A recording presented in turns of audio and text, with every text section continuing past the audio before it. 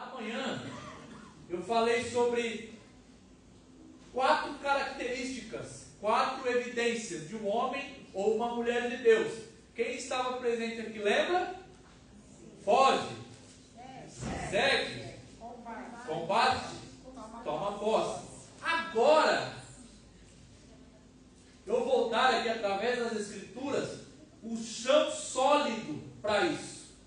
Então agora nós vamos trabalhar aqui 4 verdades espirituais que Paulo deu a Timóteo, para que ele seja esse homem de Deus, que foge, que segue, que combate e que toma posse. Então vai ser uma palavra de exortação. Hoje é noite de banquete, mas também é noite de arrependimento. E no final da palavra tem uma tarefa para todos nós, incluindo a mim mesmo. Porque a Bíblia não dá frutos quando você entende, mas quando você aplica. Entender é um grande passo, mas precisamos aplicar. Eu posso não crescer sem conhecer, mas eu posso conhecer sem crescer, se eu somente conhecer. Então eu preciso aplicar a palavra de Deus. 1 Timóteo, capítulo de número 6, o último capítulo, versículos de número 13 ao 16. Paulo está concluindo a carta pastoral a Timóteo, lembrando que ele está falando a Timóteo, mas o Espírito Santo está falando conosco. Temos que trazer para a nossa realidade, para os nossos dias. É uma palavra de exortação. E essa exortação aqui, antes de lermos, não é superficial, não é algo vindo de métodos humanos. Aqui são pilares da sã doutrina. Então não me pergunte se dá certo. Dá certo. Se aplicar, dá certo. A chave do texto é o contexto, a chave do contexto é o propósito, a chave do propósito são os princípios, a chave dos princípios a obediência, a chave da obediência, resultado. Então se você aplicar toda essa cronologia, o resultado é evidente. Por quê? O resultado não vem de mim, não vem do homem, vem do Senhor. Olha o que Paulo disse a Timóteo no capítulo 6, versículos 13 ao 16.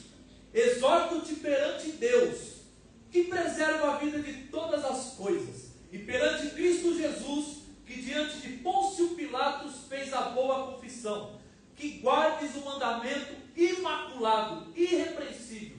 Até quando? Até a manifestação de nosso Senhor Jesus Cristo, a qual em suas épocas determinadas há de ser revelada pelo bendito e único soberano, o Rei dos Reis e Senhor dos Senhores, o único que possui imortalidade. Ele não é só imortal, ele também possui a imortalidade, que habita em luz inacessível, a quem homem algum jamais viu e nem é capaz de ver. A Ele a honra e poder eterno. Amém. Senhor Jesus, abra nossos olhos, que essa palavra não seja somente um exercício de conhecimento, mas uma ferramenta do Espírito Santo de transformação. Em nome do Pai, do Filho e do Espírito Santo, te agradecemos por essa oportunidade. Amém. Vamos notar aqui, último capítulo, palavras finais. Paulo já exortou, o apóstolo Paulo já aconselhou, o apóstolo Paulo já alarmou Timóteo contra os falsos mestres, as falsas doutrinas, já disse a ele como se conduzir na casa de Deus, deu todos os detalhes. Então agora o que Paulo está fazendo aqui nesses versículos? Dando a ele um chão sólido, firme, para ele não derrapar, para ele se manter firme e fazer o quê? Aquilo que Paulo fez, cumprir o ministério cabalmente. Porque quem está ensinando Timóteo tem exemplo, tem autoridade para falar. Ele cumpriu, ele combateu o bom combate, ele cumpriu a carreira, ele guardou a fé. Então é um homem que fez, ele sabe. Então é um chão sólido que não tem mais ou menos, é firme. E olha as 4 verdades que ele vai dar a Timóteo aqui, elas não são novas, não são surpresas, todos nós conhecemos. São pilares básicos da sã doutrina. Só o que acontece? Muitas vezes nós temos essas verdades como conhecimento, mas não em aplicação. E Paulo quer ter certeza aqui que Timóteo vai aplicar, vai obedecer. Então é importante distinguirmos: eu sei, mas eu aplico. Existe um termo na teologia que chama conhecimento textual. É quando você olha para o texto e fala: nossa, olha a fé que está escrita ali em Hebreus 11, e você acha que você tem aquela fé porque você conhece ela. É diferente. Precisamos conhecer essa fé e ter essa fé em aplicação. Então Paulo ele quer trazer isso à mente de Timóteo. Timóteo, meu filho na fé, homem de Deus, preste atenção no alicerce que eu vou te dar agora, para que você se mantenha firme. A palavra motivação nas Escrituras não é a mesma palavra usada hoje pelos coaches, teologia positivista, não é essa palavra. Motivação na Bíblia significa motivo para a ação. Então o que é motivo para a ação? É uma atitude de agir debaixo de um propósito. Isso é motivação bíblica. Então eu ajo não conforme minhas emoções ou não conforme as circunstâncias, mas conforme o propósito de Deus. Isso faz toda a diferença. Por que é importante? Porque as pessoas hoje buscam motivação. E essa motivação é falha. A pessoa hoje está motivada, amanhã não está, ela desiste, ela não faz, ou ela não serve. Mas essa motivação que Paulo está dando a Timóteo, não. Ela é firme, ela é sólida. Ela é supernatural, ela vem do alto. Então a primeira motivação que Paulo vai dizer a Timóteo aqui, quando ele exorta ele, versículo 13. Exorto-te aonde? Perante Deus. A primeira verdade teológica do ABC da fé cristã é que Deus é presente. Deus é presente. Quando João teve a visão de Cristo glorificado em Apocalipse, capítulo de número 1, versículos 12 e 13, a primeira coisa que João viu não foi Jesus. Ele viu 7 candeeiros de ouro, que representa a igreja. E aí ele disse, e entre os candeeiros, um como filho do homem. Seu cabelo era branco como alva, lã e como neve. E tinha a altura do peito um cinto de ouro. Então João, primeiro ele viu as igrejas. E Cristo entre as igrejas. Como que nós podemos ver Cristo? Através da igreja, porque Ele é o cabeça. A igreja é o corpo dele. Ele comprou a igreja com o teu sangue. Então Deus é presente entre o seu povo. Se eu trazer isso superficialmente, isso vai ficar somente como um jargão. Mas quando eu trago isso como uma verdade espiritual, isso muda totalmente a minha maneira de se vestir, de falar, de servir, de honrar a Deus. Por isso que no Velho Testamento, quando Josué está numa tarefa totalmente difícil, porque Moisés era morto, e Josué está com a tarefa de levar o povo de Israel à terra prometida, Deus, próprio Deus daria exortações a Josué, e no capítulo 1, versículo 9, ele conclui, não te mandei eu ser forte e corajoso? Aí ele vai dizer a Josué, não temas nem te espantes. Por quê? Porque o Senhor teu Deus está contigo, por onde quer que andares. Aleluia. E aí você vai para Mateus 28, a grande comissão. Jesus concluindo ali o Evangelho de Mateus, na conclusão do Evangelho, Jesus está dando a grande comissão aos discípulos, e ele disse, ide por todas as nações e fazei discípulos, batizando-os em nome do Pai, do Filho e do Espírito Santo, ensinando-os a guardar tudo que vos tenho ordenado. E eis que estou, não é estava e nem estarei, estou contigo todos os dias, até a consumação dos séculos. Pai, Filho. João capítulo de número 14, versículos 13 a 15. Eis que eu rogarei ao Pai, e Ele vos dará outro Consolador, que estará convosco para sempre. Deus é presente entre seu povo. Aleluia. Deus Pai, Deus Filho, Deus Espírito Santo. Isso deve nos trazer segurança, mas responsabilidade. Porque se você for olhar todos esses contextos que eu citei aqui, há uma responsabilidade, uma tarefa a esses homens a fazer, para eles saberem que Deus está no meio deles. Quando eu sei isso, muda tudo. Como você se comporta diante de um juiz, diante de uma suprema autoridade? Você se veste de qualquer jeito? Você fala de qualquer maneira? Não. Você mede as palavras, você se veste bem, você segura palavras para não falar, fica com vergonha, sente aquele temor. E aqui é mais profundo, nós estamos diante do Rei dos Reis, do Senhor dos Senhores. Então isso muda totalmente a conduta de uma igreja e faz a igreja se tornar forte e sadia e madura. Que é isso que precisamos. Então qual é a primeira verdade? Deus é presente entre seu povo. Ele está presente aqui. Ele é o cabeça da igreja. Você não vê uma cabeça ali e o corpo do outro lado. Eles têm que andar conectados. A videira é a vida. Os ramos têm que estar conectados na videira para produzir frutos. A ovelha sem pastor, ela se perde. E o corpo sem a cabeça também não tem sentido. Então, Cristo é presente, Deus é presente entre o seu povo. Deus está no meio da sua igreja. E Paulo disse a Timóteo: exorto-te perante Deus. A primeira verdade. A segunda verdade aqui da teologia cristã, da sã doutrina, é que ele vai adiante e diz assim, ó: exorto-te perante Deus, que preserva a vida de todas as coisas. Deus é o autor e o preservador. Ele dá, ele tira a vida, ele é o dono da vida, como foi orado aqui há poucos minutos.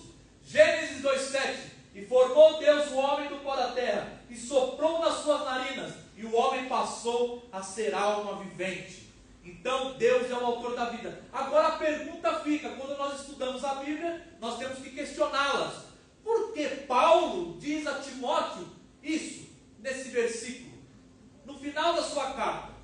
Por que ele diz a Timóteo: exorta-te perante Deus, que preserva a vida de todas as coisas?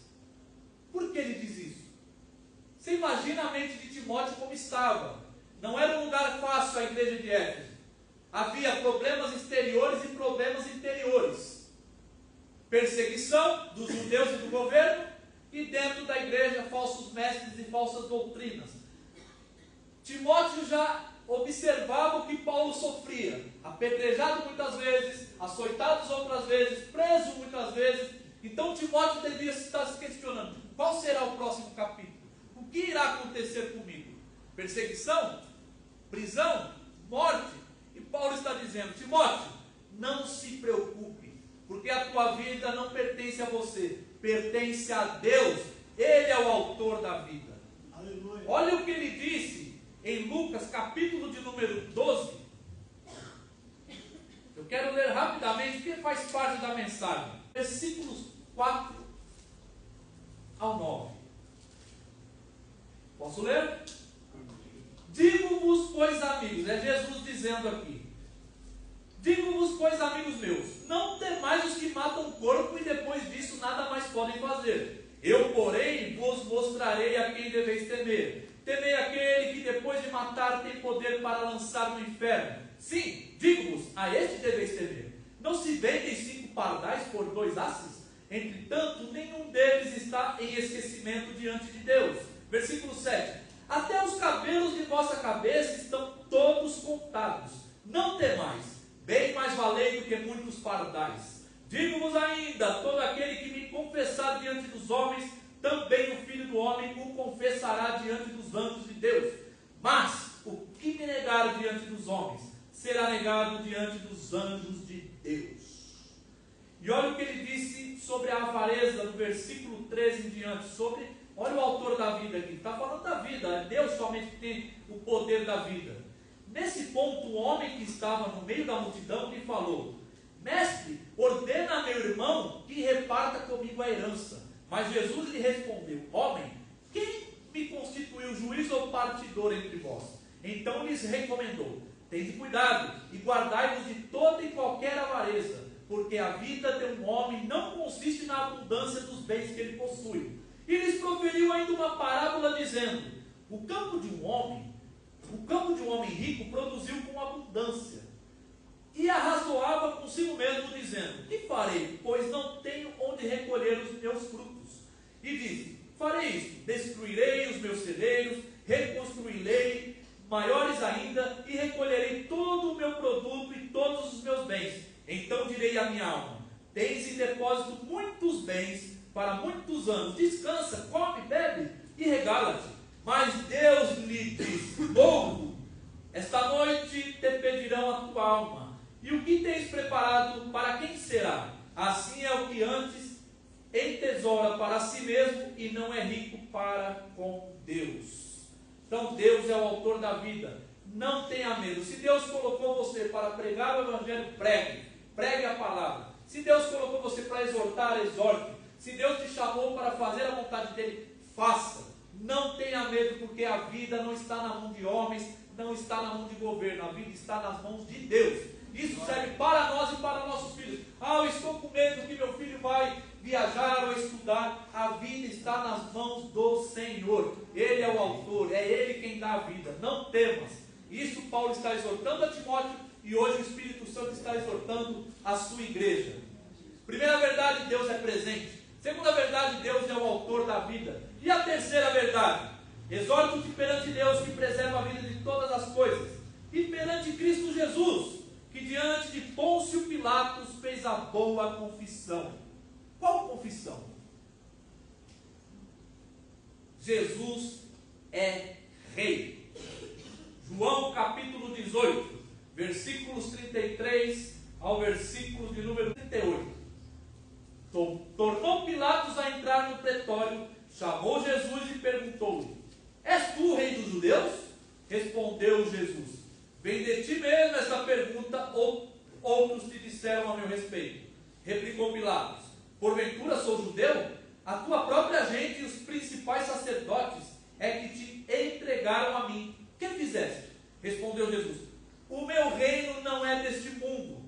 Se o meu reino fosse deste mundo, os meus ministros se empenhariam por mim, para que não fosse eu entregue aos judeus. Mas agora o meu reino não é daqui. Então lhe disse Pilatos: Logo tu és rei? Respondeu Jesus: Tu dizes que sou rei. Eu para isso nasci e para isso vim ao mundo, a fim de dar testemunho da verdade. Todo aquele que é da verdade, ouve a minha voz. Capítulo 19, versículos de número 9. E tornando a entrar no pretório, perguntou a Jesus, Pilatos aqui: De onde és tu? Mas Jesus não lhe deu resposta. Olha como Pilatos está aflito aqui, confuso. Então Pilatos advertiu: Não me respondes? Não sabes que tem autoridade para te soltar e autoridade para te crucificar? Olha a resposta de Jesus. Respondeu Jesus: Nenhuma autoridade teria sobre mim, se de cima não te fosse dada. Por isso, quem me entregou a ti, maior pecado tem. Essa confissão teve um preço. Só que a cruz não foi acidente. A cruz é um propósito. A ressurreição não é surpresa. É um propósito. Se não tivesse cruz, não teria ressurreição. Se não tivesse ressurreição, não teria salvação. O maior milagre de Jesus não foi andar sobre as águas, não foi ressuscitar Lázaro, não foi transformar água em vinho. Se Jesus tivesse feito tudo isso e não ressuscitado, não tivesse ido à cruz, tudo isso seria em vão. Porque o maior milagre é a ressurreição. Ele calou a morte. Morte e vida são leis na Bíblia. A morte é lei e a vida é lei. E a morte só tem poder sobre o pecado. Ela tem autoridade sobre o pecado. O primeiro a falar de morte não foi o diabo, foi Deus. Quando ele deu a ordem a Adão, ele disse: Pode comer de todas as árvores que estão no jardim, mas da árvore do fruto do conhecimento do bem e do mal não comereis. Por quê? No dia que comeres, certamente morrerás. A morte estava inativa e o homem ativou a morte através do pecado. Então, o que ativou a morte? O pecado. E o que deu força ao pecado? A lei. Por isso é importante conhecer a lei. Se eu conheço a lei, eu valorizo a graça. Por quê? Aonde não tem pecado, a morte não tem poder para matar, para agir. E por que Jesus morreu? Porque Ele tomou as nossas iniquidades, as nossas transgressões. Ele se tornou pecado em nosso lugar. Aquele que não conheceu o pecado, se fez pecado por nós, para que nele fôssemos feitos justiça de Deus. 2 Coríntios 5, 21. Após isso, a morte não pode mais se curar, porque ele não tem pecado, ele é santo. Então isso é importante, por isso que ele é rei, por isso que ele reina. Ele é o rei dos reis. Aqui distingue ele de qualquer um, porque está dizendo aqui no versículo de número 15: Ao único soberano e rei dos reis e senhor dos senhores. Ele não é só rei, ele é rei dos reis. Ele comanda, ele governa. Agora, a exortação para nós, igreja, hoje, é a seguinte: se ele é rei, ele manda. Rei não pede opinião, rei ordena. Por isso na Bíblia você vê a palavra ordenar. E os servos dizem: eis-me aqui. Não tem questionamento, não tem argumento. No mundo democrático, há votos, há opiniões. Um acha isso, outro acha aquilo. Mas no reino não. O rei decide, o rei manda e o rei governa. E a mensagem central de Jesus, que muitos estudos teológicos a gente não ouve. Estudos bíblicos às vezes nem mencionam. mas a única mensagem que Jesus pregou foi sobre o reino dos céus. A mensagem do reino. Por quê? Porque a palavra igreja não é uma palavra religiosa. Os reis tinham igreja.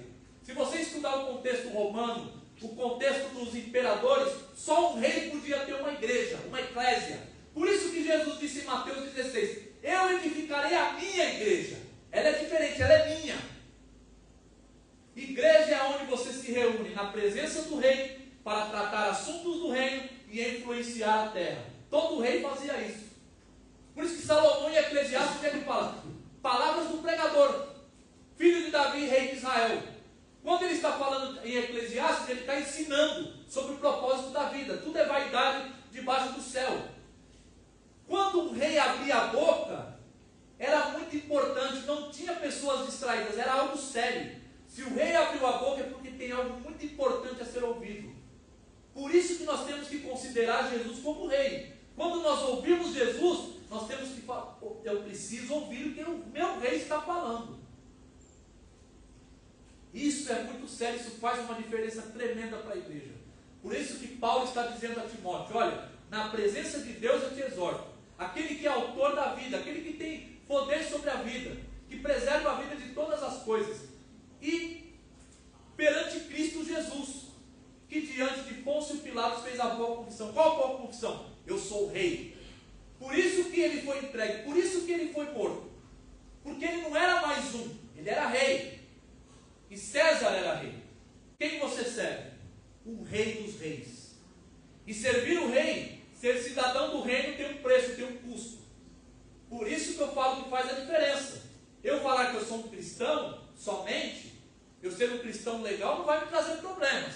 Um cidadão do reino, eu posso viver no Brasil, posso viver na China, nos Estados Unidos. O embaixador nunca vive de acordo com o país que ele mora, mas sim o país que ele representa.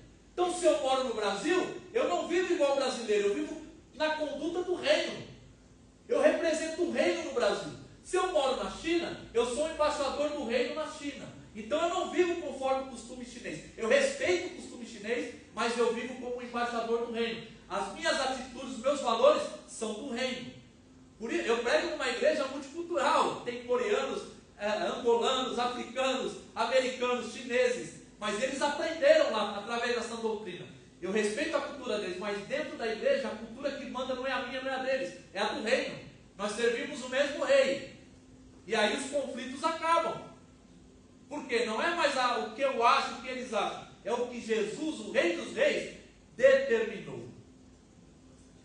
Faz diferença ou não? Então Paulo diz a Timóteo, perante Cristo Jesus, que diante de Pôncio Pilatos fez a boa confissão, não temeu, sabia por que estava lá, sabia que ia ser crucificado, mas não era um acidente, era o percurso ali. Ele foi entregue por determinado desígnio de presciência de Deus, Atos 2, 23. E qual é a quarta verdade? Versículo 14: que guardes o mandato imaculado e irrepreensível. Olha o que Timóteo tem que fazer. Ele tem que guardar o mandato imaculado e irrepreensível. Até quando? Até o mês que vem? Até o ano que vem? Até daqui 10 anos? Até a manifestação de nosso Senhor Jesus Cristo. A quarta verdade espiritual para nos motivar, nos dar força, nos dar vigor, é que Jesus está voltando. Timóteo tem que guardar, preservar, proteger até a volta do Senhor Jesus. É o que nós temos que fazer. O que isso significa na prática? Você e eu se aposentamos do nosso emprego. Eu posso me aposentar do meu emprego, mas eu nunca vou me aposentar do meu propósito. Por isso que Jesus disse, está consumado. Ele concluiu. Paulo disse, combati o bom combate, cumpri a carreira e guardei a fé. Ele concluiu. Não pode parar na metade, não há opção de parar na metade. É até a volta do Senhor Jesus. Guardes, a palavra guardes aqui é a mesma palavra que Deus falou para Adão. Ele colocou o homem no jardim para quê? Para cultivar e guardar. A palavra guardar é proteger, preservar, não permitir intrusão. Como você faz isso hoje?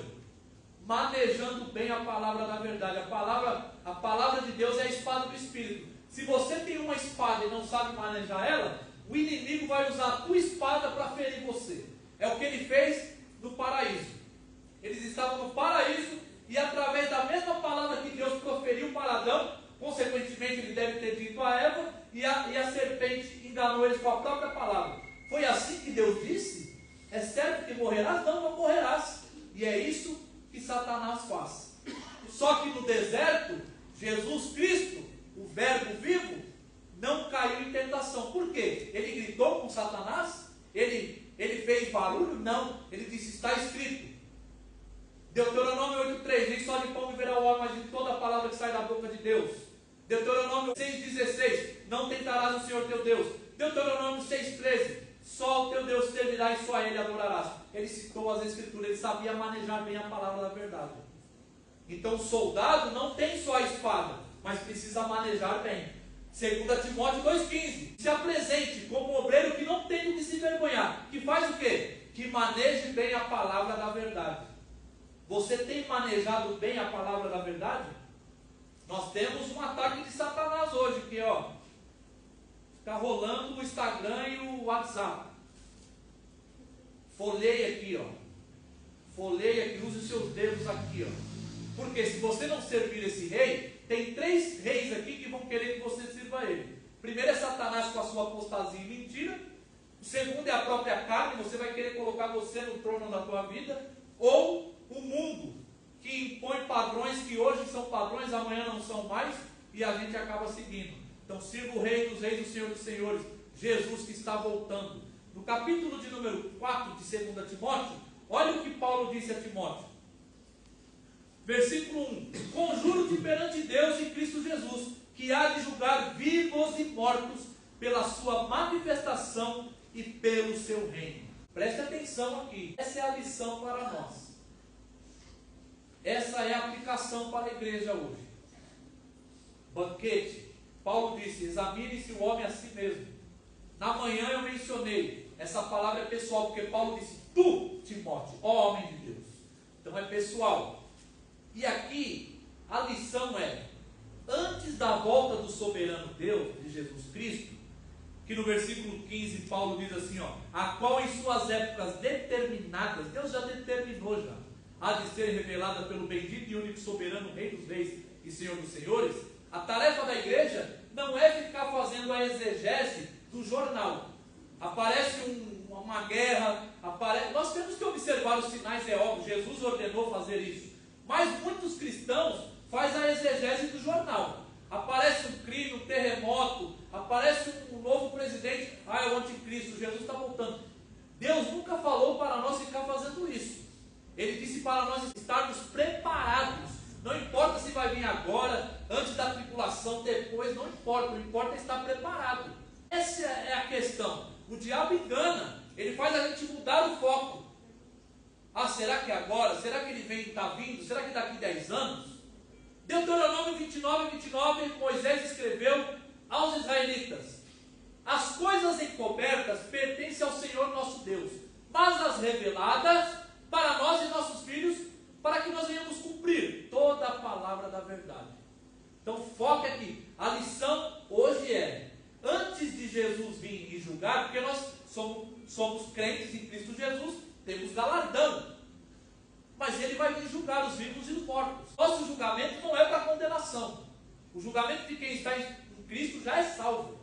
Se a pessoa tem Cristo como único e verdadeiro Senhor e Salvador, e foi nascida de novo e tem o Espírito Santo, ela já é salva. Ela não é salva hoje e não salva amanhã. Salva uma vez sempre salva. Porque a salvação não vem do homem, é de Deus. Jesus não fala, eu seguro as minhas ovelhas hoje e amanhã eu largo elas. Não. Ninguém pode arrebatar ela da sua mão. Então salvação não é um jogo, não é um brinquedo. Hoje eu tenho, amanhã eu não tenho.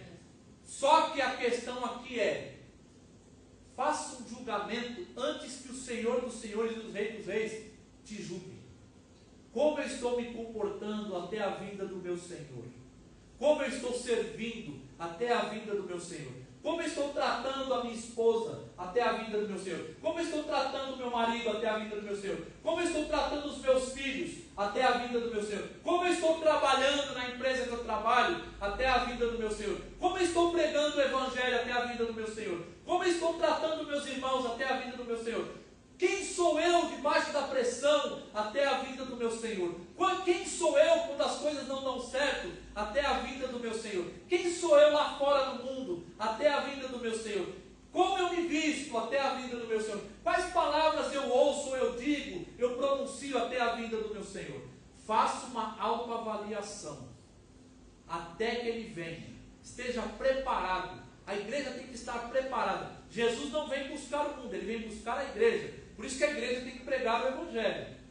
Porque Ele vem buscar a igreja. Se você quer ver pessoas salvas como eu também quero, é isso que essa igreja vem fazendo, como eu vi aí nos vídeos, como eu vi na missão da igreja. É isso que temos que fazer, pregar o Evangelho sem medo. E saiba, Deus é presente. Isso faz toda a diferença.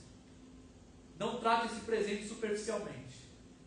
Ele é o quê? Autor da vida. A vida pertence a Ele, não tenha medo. Use a sabedoria, é óbvio. Eu moro na China, nós não podemos postar, não podemos ficar fazendo anúncios, não podemos andar com Bíblia. Jesus disse, eles sábios, eu não vou fazer isso e ficar gritando lá. Nós andamos com sabedoria, mas não podemos ter medo de morrer. A gente não sabe o que acontece a cada culto. Oramos e obedecemos, mas não sabemos. Mas não pode parar de congregar. Ele orou aqui, não pode ser covarde. Às vezes a gente pensa, o homossexual, o adúltero, mas os covardes estão na mesma lista. Então avalie-se. Ele é o autor da vida. E quem você serve? Um homem? Qualquer um? O Rei dos Reis, o Senhor dos Senhores. É esse que você serve. Você é cidadão do reino. Quando alguém perguntar para você se é crente, não, eu sou cidadão do reino. Aí você fala sobre o reino para a pessoa. Ensina ela o reino, que você vai ver ela ter uma outra concepção de aceitar o Evangelho. Porque Jesus pregava o reino. O reino é uma nação. Tem leis, tem ordem, tem regra e tem rei. E esse rei está fazendo o quê? Qual é a quarta verdade espiritual? Pilar da sã doutrina? Ele está voltando. Voltando. Eu vou deixar o culto em aberto para a ceia. Chamar o pastor Marcelo. Quero agradecer a Deus novamente por esse presente, por esse privilégio de ministrar aqui. Que Deus continue guardando, preservando, protegendo essa igreja viva e maravilhosa. E guarde esses pilares. Deus é presente, Ele é o autor da vida. Jesus é rei e Ele está voltando. Essa é a motivação que eu e você precisamos. Para servir, para obedecer e para honrá-lo em nome de Jesus.